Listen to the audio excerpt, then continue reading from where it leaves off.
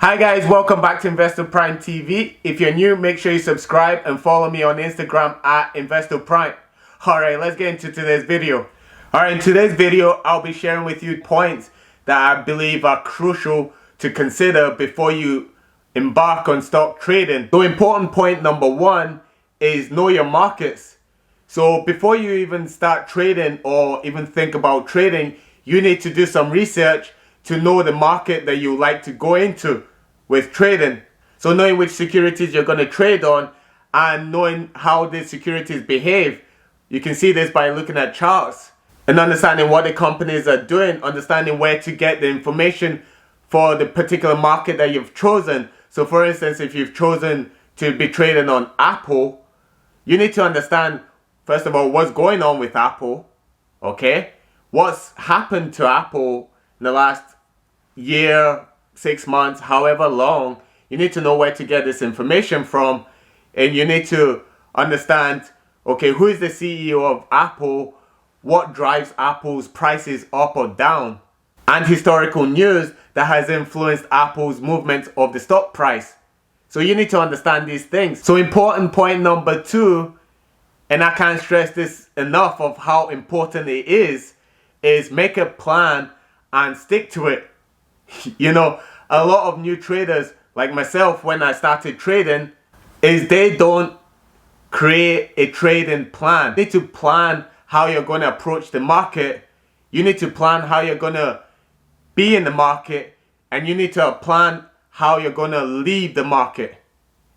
You know, and this all comes down to creating a trading journal. So within the trading journal, you know the market you're going to go in because you've chosen the market for you based on your research, okay? So you need to create the plan saying, okay, when am I going to get into this market? When is a good time to get into this market? When is a good time to stay out of this market? And when I get to looking at the charts, what am I looking for in order to see or seek out opportunities in the market? You understand? You need to know what you're looking for.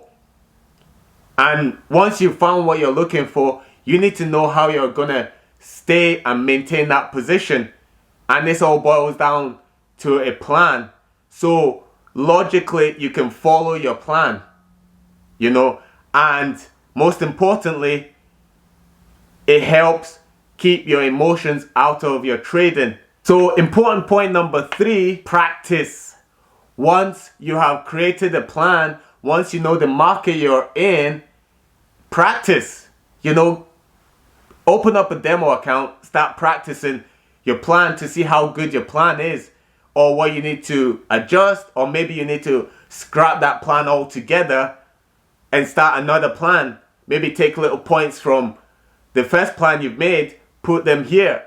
That's the only way you're gonna see if trading's for you, and also learn how you're gonna trade, when you're gonna trade, what you're gonna trade. You know, it'll help you in the long run. Important point number four is forecast the weather conditions of the market. So what this basically means is that you foresee anything that could influence or impact your trading, whether positively or negatively, and you make contingency plans, or you put contingency plans in place for such eventualities. So for instance, you've made the trading plan. It's great. You've got 5 points. All right. Point 1, 2, 3, 4, 5. You follow them to a T. And you're like, okay, that's cool.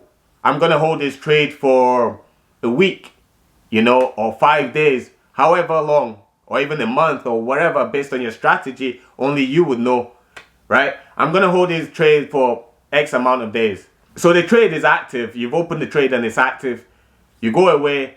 You're like, all right, cool. You come back 2 days later. You're in profit, unrealized profit. You're like, all right, that's cool. It's going in my favor. You go away. You come back maybe 4 days later, only to see that you're heavily in losses, unrealized losses. It was going great the first time. What happened? You know, But only for you to do some Google research. Let's say you've been on Apple, your trade is on Apple, only to research on Google, and then you find out that maybe Apple have discontinued iPhones, which obviously they haven't. This is hypothetical, right? They've discontinued iPhones, which has made the stock price plummet. You understand? But you didn't plan for that, and that's made Apple price plummet. And guess what? You're in losses, you know, and you're panicking. Basically, by the second time you left, you had in mind that yes, this is a surefire win on this trade, and then you start planning how much you've made without even making it. So you need to forecast. Basically, it's an important part of trading. It's not enough to get into a trade and just leave it.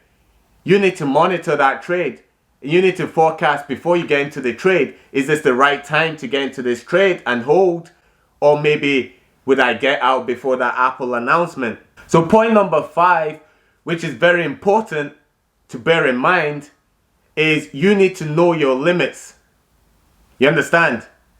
So part of this is basically you need to know the capital that you're coming with, how much you can place on those trades without over leveraging yourself. So for instance, let's say you have $5,000 in your account, right? You can trade $5,000. Let's say you got margin on your account that would allow you to control up to $15,000 with $5,000.